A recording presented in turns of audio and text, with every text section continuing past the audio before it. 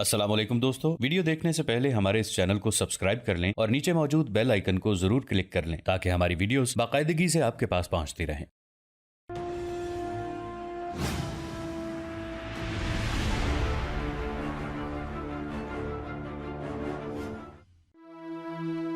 जनूबी एशिया हमेशा से बैरूनी ताकतों की नजरों का महवर रहा है। अल्लाह रब्बुल इज़्ज़त ने इस खत्ते को जिन वसाइल से मालामाल किया है उन पर हमेशा अंग्रेजों ने हरीसाना नजरें रखी और इसी दौलत की कशिश ने उनको आज तक इस खत्ते से अलग नहीं होने दिया। अंग्रेजों ने मुगल शहनशाह जहांगीर के जूतों को बोसे दिए और फिरंगियों के लिए बहरी तिजारत का हुक्मनामा हासिल कर लिया। फिर ईस्ट इंडिया कंपनी के ताजरों ने सूद दर सूद कारोबार शुरू किया और मुसलमानों की सफ़ों में गद्दार पैदा किए। फिर चश्मे फलक ने वो इबरतनाक मंजर देखा कि आखिरी मुगल ताजदार बहादुर शाह जफर को अपने ही मुल्क में दफन होने के लिए 2 गज जमीन भी न मिल सकी। बर्रे सगीर के मुसलमान अपने कांधों पर 800 साला इक़्तिदार की लाश उठाए फिर रहे थे, मगर उनके लिए कहीं जाए बना नहीं थी। अंग्रेजों ने जिस तरह बर्रे सगीर पाको हिंद में अपने कदम जमाए, उनके असराते बद से हम आज तक महफूज नहीं हैं। आज भी हम उनके महकूम मातूब नजर आते हैं। मुसलमानों की सबसे बड़ी बदकिस्मती यही थी कि वो उनके इरादों को न समझ सके। अंग्रेजों ने जितनी भी जंगें लड़ी वो शुजाअत और हुनरमंदी और सियासी तदब्बुर से नहीं बल्कि अपनी फितरी अय्यारी और मक्कारी से लड़ी। वो बस एक ही हुनर जानते थे कि वतन फरोशों को कितनी कीमत में खरीदा जा सकता है। उन्होंने तारीख के किसी मोड़ पर भी हिम्मत और बहादुरी के जौहर नहीं दिखाए, बल्कि इंसान की फितरी कमजोरियों को परखते हुए अपने आजमूदा नफ्सियाती हथियारों से मुसलमानों के दिलों और हौसलों पर कारी ज़रबें लगाईं, उनके ईमान को जंग आलूद किया। मजीद गजब ये कि मुसलमानों को मुसलमानों के मुकाबले में खड़ा करके पसंदीदा नताइज हासिल किए। आज भी उनका ये खौफनाक खेल जारी है। 1 अरब से ज्यादा होने के बावजूद हम जिल्लत और खारी के गारों में रह रहे हैं। फिरकों में बटी हुई कौम नस्ली तासुब की बिना पर एक दूसरे की गर्दनें काट रही है। अहले ईमान का खून पानी की तरह सड़कों पर बह रहा है, यानी कातिल भी हम ही हैं और मकतूल भी हम ही। एक वहशतनाक अजाब है जो हमारे सरों पर मुसल्लत है। हर एक का अपना खुतबा है, हर एक का अपना मिंबर है, हर एक का अपना क़िबला है, हर एक का अपना रहबर है। बज़ाहिर 1 अरब हैं हम, अज़ीमुश्शान मेला है, मगर हर अहले ईमान आज तन्हा है, अकेला है। आज भी फिरंगियों की वही बिसाते सियासत है, वही मोहरे हैं, वही चाले हैं, बस सिर्फ नाम और चेहरे बदल गए हैं। बुत परस्तों से क्या गिला करें और दुश्मन इस्लाम से क्या शिकायत कि वो तो अपने मिशन पर हैं। मगर आप उन मुनाफिकीन को क्या कहेंगे जो मुसलमानों की सफ़ों में शामिल हैं और अजीब अजीब अंदाज से इस्लाम को नुकसान पहुंचा रहे हैं। न जाने कितने मीर सादिक और मीर जाफर आज भी आस्तीनों में छुपकर मिल्लत इस्लामिया को डस रहे हैं। कागज के बदन थे, मसाइल की धूप में जल गए, मौसम के दिमाग थे, कश्मकश की आंच में पिघल गए। हिर्सो हवस या भीख के लिए हाथ फैला दिए कि सदियों से हमारा मिजाज है कि हम ईफाए अहद और जांफिशानी से जी चुराते रहे। सहल पसंदी और बेवफाई ये जहर हमारे जिस्म में इस तरह सरायत कर गया कि हम अपने आप को भी नहीं पहचानते। खुदा बेचा, खुदी बेची, जमी बेची, वतन बेचा, कि बाजारे सियासत में बुजुर्गों का कफन बेचा। नहीं जब बेचने को कुछ, खड़े हैं हाथ फैलाए, कहीं से कर्ज मिल जाए, कहीं से भीख मिल जाए। क़यामत से बहुत पहले क़यामत का नज़ारा है, मुसलमानों का अब गैरों के टुकड़ों पर गुजारा है। बहरकैफ ये दास्तान अलम तो बहुत तवील है। हम बात करते हैं उस सिलसिले की जो आज हम शुरू करने जा रहे हैं, यानी टीपू सुल्तान की। वो टीपू सुल्तान जो अज़्मो इस्तक़लाल का पैकर था। वो न सिर्फ एक बहादुर हुक्मरान था बल्कि आला किरदारी में भी अपनी मिसाल आप था। वो बेहतरीन मुंतज़िम था, उसकी इंतज़ामी इस्लाहात से रियाया खुशहाल थी। वो कैसा मुशफ़्फ़क़ इंसान था कि उसके दौरे हुकूमत में हिंदुओं को तमाम मजहबी, समाजी और सियासी हुकूक हासिल थे। उनकी जानो माल और इज्जत व आबरू महफूज थी। मसावात का दौरदारा था। वो एक अजीम बाप का अजीम बेटा था। उसने शेरों की तरह जिंदगी गुजारी, मगर ये उस मर्द हक की बदकिस्मती थी कि अपनों ने ही उसकी पीठ में खंजर घोंपा, उसको मैदान कारज़ार में तन्हा छोड़ा। ये उसी के खून की सज़ा है कि आज तक मिल्लत व कौम शर्मनाक गुलामी पर रजामंद है और आज भी इन्हीं गद्दारों की नस्ल ममलकत खुदादाद की जड़ें खोखली करने में मसरूफ़ है। कभी हम फातह आलम थे, अब महरूम आलम हैं, खुद अपनी लाश रखकर सामने मसरूफ़ मातम हैं। وہ ایک مرد آہن تھا جس نے طاغوتی قوتوں کے آگے سر جھکانے کی بجائے شہادت کو ترجیح دی۔ خود ٹیپو سلطان کے اپنے تاریخی الفاظ تھے، مومن کا مقصود حیات اول و آخر جہاد ہے۔ جن لوگوں نے جہاد ترک کیا وہ دشمنوں کی خوراک بن گئے۔ زندگی کی محبت نے انہیں بزدل اور ناکارہ بنا دیا اور پھر وہ صفائے ہستی سے مٹا دیے گئے۔ جذبہ جہاد اور اپنی صفوں میں مکمل اتحاد ہی اہل ایمان کی سب سے بڑی سیاسی قوت ہے۔ تو ناظرین، شروع کرتے ہیں وہ کہانی جس کا آپ کو انتظار ہے۔ شیخ ولی محمد صحیح النسل عرب تھا اور وہ قریش کے ایک ممتاز قبیلے سے تعلق رکھتا تھا۔ اس کے آباء و اجداد صدیوں سے مکہ معظمہ میں آباد تھے۔ شیخ ولی محمد ایک متوسط درجے کا تاجر تھا۔ فطرتاً قناعت پسند ہونے کی وجہ سے اس کی زندگی بہت آرام و آسائش سے گزر رہی تھی۔ ایک بار اسے تجارت میں اس قدر نقصان ہوا کہ نوبت فاقہ کشی تک آ گئی۔ بڑے تاجر ولی محمد سے اپنے قرضوں کا مطالبہ کر رہے تھے اور اس کے پاس دینے کے لیے ایک درہم بھی نہیں تھا۔ ایسے سنگین حالات میں ولی محمد نے اپنے احباب سے رجوع کیا تو دوستوں نے اسے انتہائی گمراہ کن مشورہ دیتے ہوئے کہا، ولی محمد، تیری نجات اسی میں ہے کہ تو رقموں کی ادائیگی کے تمام وعدوں سے منحرف ہو جا۔ اس طرح تیرے اثاثے بھی فروخت ہونے سے بچ جائیں گے، بیوی بچے پر غربت و افلاس کے تاریک سائے بھی نہیں پڑیں گے اور اس معاشرے میں تیری شخصیت کا بھرم بھی رہ جائے گا۔ شیخ ولی محمد اپنے دوستوں کا یہ مشورہ سن کر حیران رہ گیا۔ پھر اس کے چہرے پر شدید اذیت اور کرب کے آثار نمودار ہوئے۔ ایک جھوٹے، بددیانت اور خائن کی شخصیت کا بھرم ہی کیا؟ شیخ ولی محمد کا لہجہ بہت اداس تھا۔ تم نے مجھے ساری زندگی کی رفاقتوں کا یہ صلہ دیا ہے، یہ بھی بہت کم ہے کہ ہم لوگ تجھے نجات کا راستہ بتا رہے ہیں۔ دوستوں نے بڑی بے حسی کے ساتھ جواب دیا، یہ نجات کا راستہ ہے یا میری ذلت اور بربادی کی رہگزر؟ شیخ ولی محمد کے لہجے میں گہری تلخی پوشیدہ تھی۔ اگر دوست ہو تو میرے غرق ہونے کا تماشا کیوں دیکھ رہے ہو؟ وہ آگے بڑھ کر دستگیری کیوں نہیں کرتے اور مجھے کھینچ کر ساحل تک کیوں نہیں پہنچاتے؟ آخر تو کہنا کیا چاہتا ہے ولی محمد؟ دوست اس کی بات کا مفہوم سمجھ گئے تھے مگر جان بوجھ کر انجان بن رہے تھے۔ تم سب پر اللہ کا فضل و کرم ہے۔ بات کرتے ہوئے شیخ ولی محمد کی زبان لڑکھڑانے لگی۔ وہ ایک غیرت مند شخص تھا مگر صورتحال کی نزاکت نے اسے دوستوں کے سامنے زبان کھولنے پر مجبور کر دیا تھا۔ اگر تم چاہو تو میں تمام تاجروں کے قرضوں سے سبکدوش ہو سکتا ہوں۔ وہ کس طرح؟ زمانہ ساز دوستوں نے بڑی حیرت کے ساتھ پوچھا۔ اگر تم سب لوگ تھوڑی تھوڑی رقم بھی مجھے دے دو تو میرے کاندھوں سے قرض کا یہ بوجھ بآسانی اتر سکتا ہے۔ شیخ ولی محمد نے جھجکتے ہوئے کہا، تم اپنے ہو اس لیے بے وقت مطالبہ نہیں کرو گے، حالات درست ہوتے ہی تم سب کی رقمیں ادا کر دوں گا۔ تجھے کیا معلوم کہ ہم لوگ کس طرح زندگی بسر کر رہے ہیں؟ دوستوں نے بڑے عیارانہ انداز میں بہانہ تراشا، ہمارے قیمتی لباسوں اور ظاہری رہن سہن پر نہ جا، یہ تو دنیا داری کے طریقے ہیں، ورنہ ہماری مالی حالت کچھ زیادہ بہتر نہیں، اس لیے ہمیں معاف کر دے کہ ہم تیرے کسی کام نہیں آ سکتے۔ بات بات پر جان دینے کی قسمیں کھانے والے احباب نے بڑی صفاقی کے ساتھ کھلا جھوٹ بولا۔ دوستوں کا جواب سن کر شدت غم سے شیخ ولی محمد کا چہرہ دھواں ہو گیا اور اسے یوں محسوس ہوا جیسے وہ دوستوں سے قرض نہیں بھیک مانگ رہا ہو۔ پھر سالہ سال کے رفیق جو ریاکاری اور جھوٹی دوستی کی قبا پہنے ہوئے تھے اسے آفات و مصائب کے گرداب میں چھوڑ کر چلے گئے۔ مجبوراً شیخ ولی محمد نے تاجروں سے درخواست کی کہ وہ اسے کچھ دن کی مہلت دے دیں مگر سوداگروں نے بھی اس کی کوئی التماس نہیں سنی۔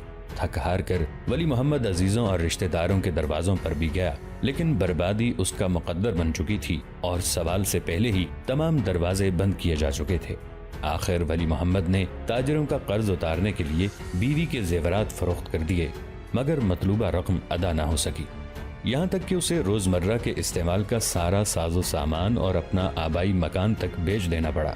اب وہ تمام آسائشوں سے محروم ایک ایسے مکان میں مقیم تھا جس کی چھت پرانی لکڑیوں اور کھجوروں کے پتوں سے تعمیر کی گئی تھی اور دیواریں ٹاٹ کے پردوں سے اٹھائی گئی تھیں۔ شیخ ولی محمد کی غیرت مند اور حساس بیوی اس صدمے کو برداشت نہ کر سکی اور بیمار پڑ گئی۔ شیخ ولی محمد نے ایک تاجر کے یہاں معمولی تنخواہ پر ملازمت اختیار کر لی۔ مسلسل فکر اور غم انگیز خیالات نے اس کی بیوی کو دکھ کے موذی مرض میں مبتلا کر دیا تھا۔ مقامی طبیبوں نے اچھی غذائیں اور قیمتی دوائیں تجویز کرنے کے ساتھ مریضہ کو خوش و خرم رہنے کی تاکید کی مگر بدقسمتی سے اس شکستہ حال عورت کو ان تینوں میں سے کوئی چیز بھی میسر نہ آ سکی۔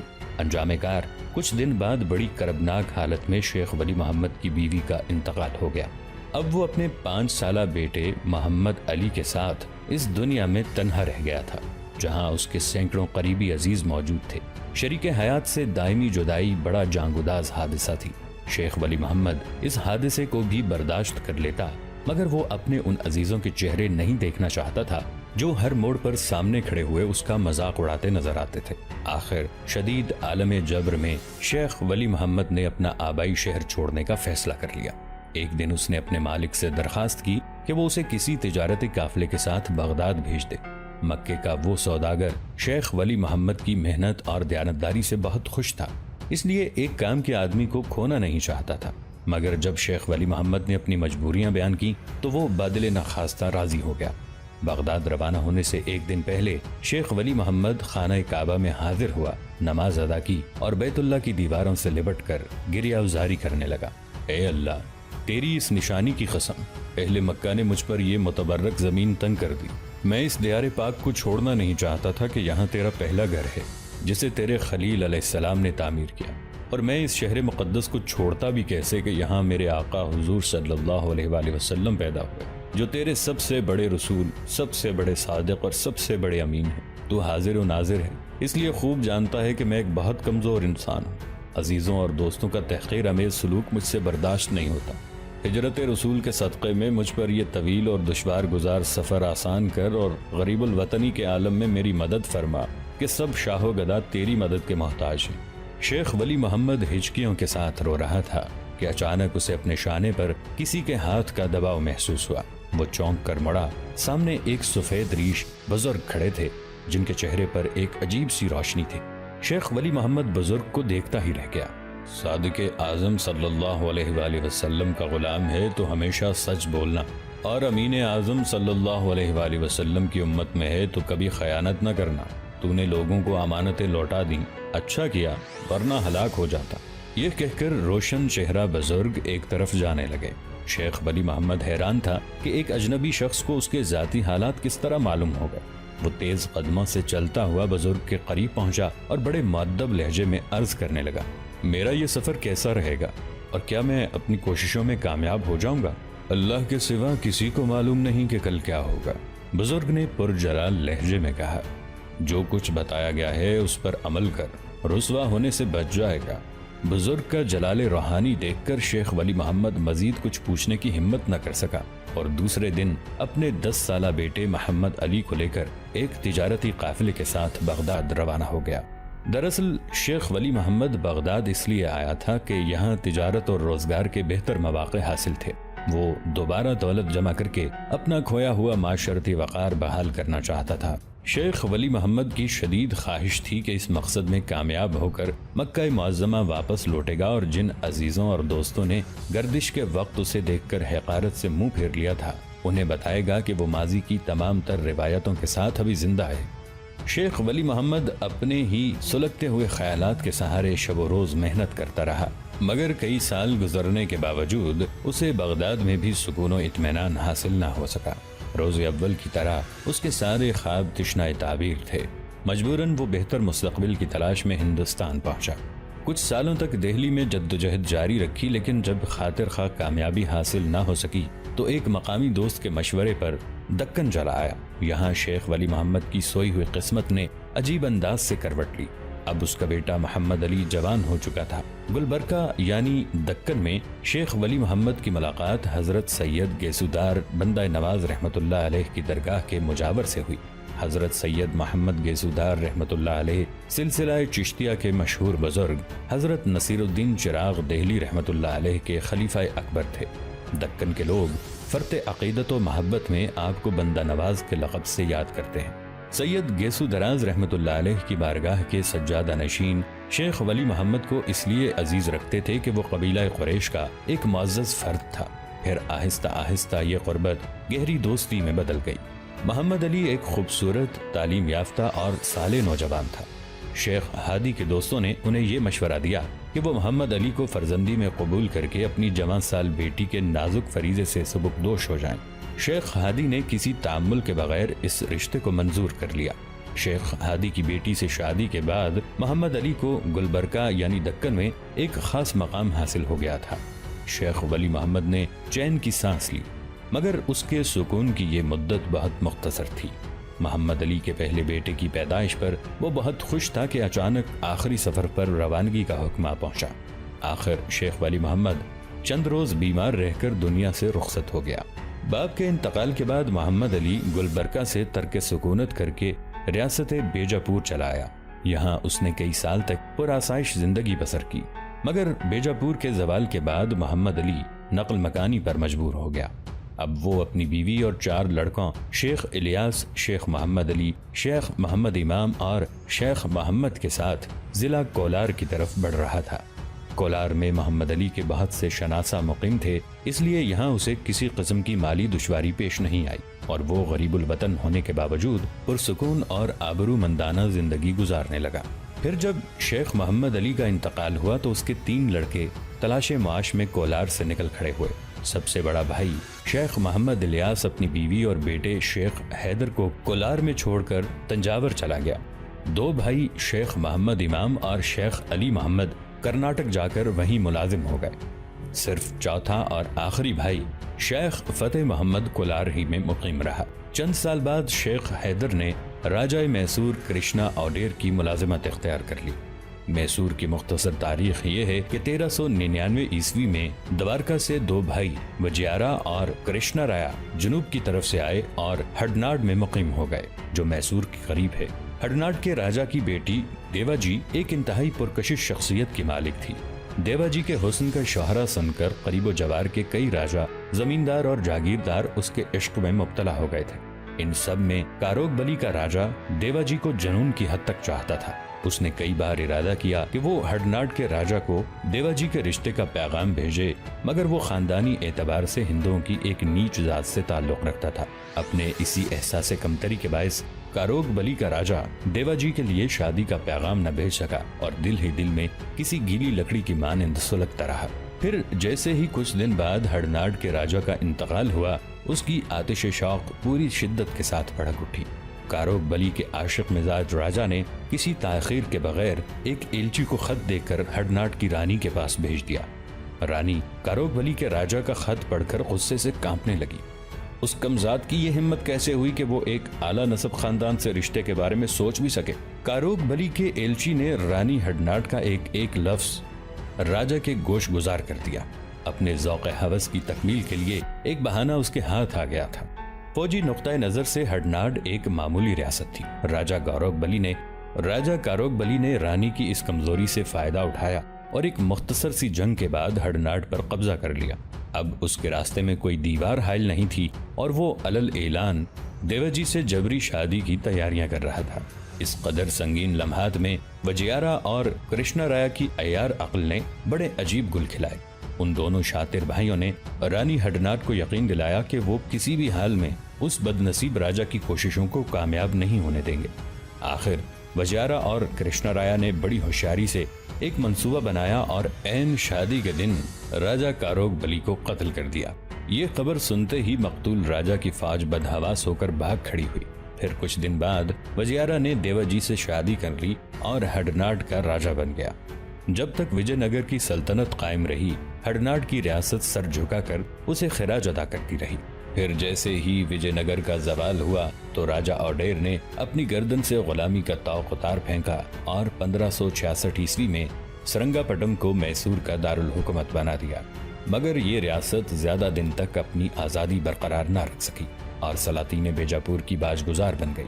جنوبی ہند کی اسلامی ریاستیں ہمیشہ ایک دوسرے سے برسر پیکار رہتی تھیں اور مرہٹوں کے ساتھ مل کر مغل سلطنت کے لیے خوفناک سیاسی مسائل پیدا کرتی رہتی تھیں۔ آخر اس مستقل عذاب سے نجات پانے کے لیے شہنشاہ اورنگزیب عالمگیر نے 1684 عیسوی میں جنوبی ہند پر حملہ کر دیا۔ 3 سال کی طویل خونریزی کے بعد یہ سیاسی مہم اپنے انجام کو پہنچی اور 1687 عیسوی میں ہندوستان کے سیاسی نقشے سے بیجاپور کی سلطنت کا وجود مٹا دیا گیا اور مغل فوجیں تمام جنوبی ہند پر قابض ہو گئیں۔ عالمگیر نے جنوب کے نئے انتظام کے لیے 2 صوبیداریاں قائم کی، ایک ارکاٹ کی، دوسری سرا کی۔ سرا کا صوبہ بالا گھاٹ میں تھا جس میں میسور واقع ہے۔ سرا کا پہلا مغلیہ گورنر قاسم خان کو بنایا گیا جس نے میسور فتح کیا تھا۔ اس کے بعد ذوالفقار خان گورنر مقرر ہوا۔ اسی کے عہد میں مسلمان میسور کے گرد و پیش میں آباد ہونے لگے۔ دوستو آج کے لیے اتنا ہی. اسی کہانی کی اگلی قسط کے ساتھ بہت جلد حاضر ہوں گے. نیچے کامنٹ سیکشن میں اپنی رائے کا اظہار ضرور کیجیے گا. ہمارے اس چینل کو سبسکرائب کر کے نیچے موجود بیل آئیکن کو بھی ضرور کلک کیجیے گا. اگلی ملاقات تک کے لیے ہمارا اور آپ کا اللہ نگہبان.